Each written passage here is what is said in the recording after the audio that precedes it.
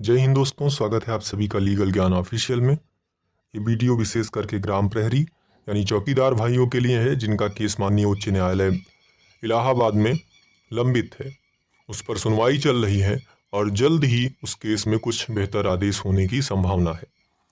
आइए सबसे पहले हम केस डिटेल को जान लेते हैं, उसके बाद जो केस में आदेश हुए हैं उसके बारे में जानते हैं।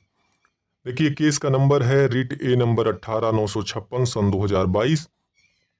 इसके याचिकाकर्ता हैं लौकुश तिवारी और 1486 अन्य लोग।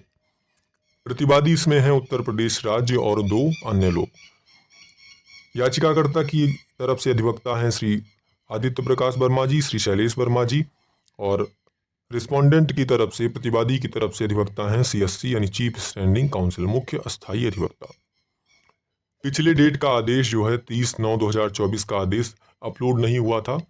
उससे पहले ही मैंने आपको शॉर्ट ऑर्डर जो अपलोड हुआ था उसी पर मैंने वीडियो बनाया था, आपको जानकारी दिया था कि कितने तारीख को लगा है। तो कई लोग इस चीज़ को मानने को तैयार नहीं थे कि उस दिन केस टेकअप हुआ। तो केस टेकअप होने का मतलब मैंने बताया था कि ज़रूरी नहीं है कि केस टेकअप होने का मतलब ये नहीं है कि 1 घंटे बहस चले तभी केस टेकअप होगा। कोर्ट का अगर आदेश हुआ है तो इसका मतलब ये है कि केस फाइल जज साहब के सामने तक पहुंची। जज साहब ने समय के अभाव में भले उसको नहीं सुना, उस पर दोनों पक्ष जो रहे होंगे उनसे पूछा और उनके हिसाब से आगे की तिथि निर्धारित कर दी। तो यही चीज़ 30 तारीख को हुआ था।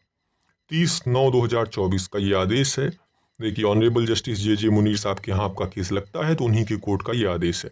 क्या लिखा हुआ है? Due to paucity of time the matter could not be taken up list in the additional cause list on 4/10/2024 as the first case of the day। समय के अभाव में ये मामला लिया नहीं जा सका या इस मामले की सुनवाई नहीं हो सकी, इसलिए इस केस को 4/10/2024 को एडिशनल काज लिस्ट में फर्स्ट केस के तौर पर रखा जाए। तो ये आदेश हुआ था 30/9/2024 को। कई लोग जो कह रहे हैं कि उस दिन केस टेकअप नहीं हुआ, तो केस टेकअप ना होने का मतलब सिर्फ बस यही है कि उस मामले में विस्तृत सुनवाई नहीं हुई।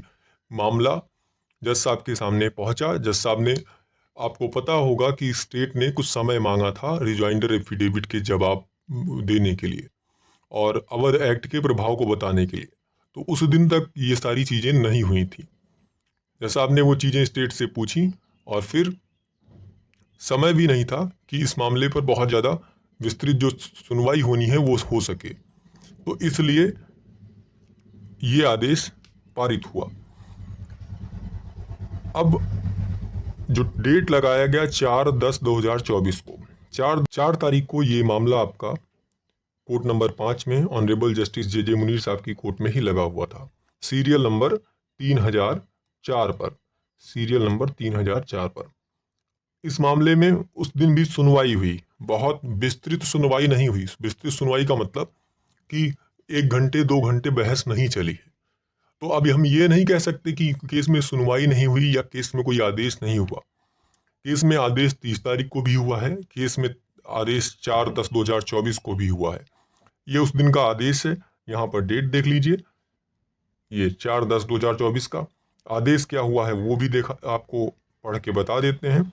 देखिए क्या लिखा हुआ, heard mister Shailesh Verma along with mister Aditya Prakash Verma, learned council for the petitioner, hearing continues, list for the further hearing in additional cause list on 25/10/2024 at 2 PM। Mister Brijesh Kumar Tripathi, learned additional chief standing council for the state is present. तो देखिए ये आदेश हुआ है कि श्री शैलेश वर्मा, श्री आदित्य प्रकाश वर्मा जो याचिकाकर्ता की तरफ से अधिवक्ता हैं उनको सुना गया, सुनवाई जारी है और इस मामले को एडिशनल काज लिस्ट में 25/10/2024 को 2 बजे के लिए फर्दर हियरिंग के लिए रखा जाए। राज्य की तरफ से mister Brijesh Kumar Tripathi ji, additional chief standing council, उपस्थित रहे। तो अब जब यहाँ पर ये चीज़ें लिखी गई हैं कि कौन कौन उपस्थित था, तो आप ये चीज़ें, और ये भी लिखा गया है कि हियरिंग कंटिन्यू है, हियरिंग यानी सुनवाई जारी है, तो आप समझ सकते हैं कि सुनवाई हुई, तभी लिखा गया है कि सुनवाई जारी है। उस दिन क्या हुआ इसके बारे में जानकारी आपके केस में जो जो लोग यहाँ पर रहे होंगे, केस की सुनवाई में आए रहे होंगे, उन लोगों ने आपको बताया होगा। मैं सिर्फ उस चीज़ का जिक्र करता हूँ जो चीज़ें यहाँ पर आदेश में लिखी गई हैं। इसके अलावा कुछ चीज़ें मैं आपको बता ज़रूर दे रहा हूँ, लेकिन वो चीज़ें मानना ना मानना आपके ऊपर है। क्योंकि जब आप आदेश में लिखी बातों को नहीं मानते, जब आप ये नहीं मानते कि 30 तारीख को कोई आदेश हुआ था, 30 तारीख को सुनवाई हुई थी, जब ये आप नहीं मानते 4 तारीख को सुनवाई हुई थी, और उसका प्रमाण है, उसका आदेश है, उसके बाद भी आप नहीं मानते, तो बिना लिखी हुई बातों को आप क्या मानेंगे। फिर भी मैं बता दे रहा हूँ, 4/10/2024 को जो स्टेट की तरफ से काउंसिल प्रेजेंट थे, उनसे पूछा गया था कि आपने जो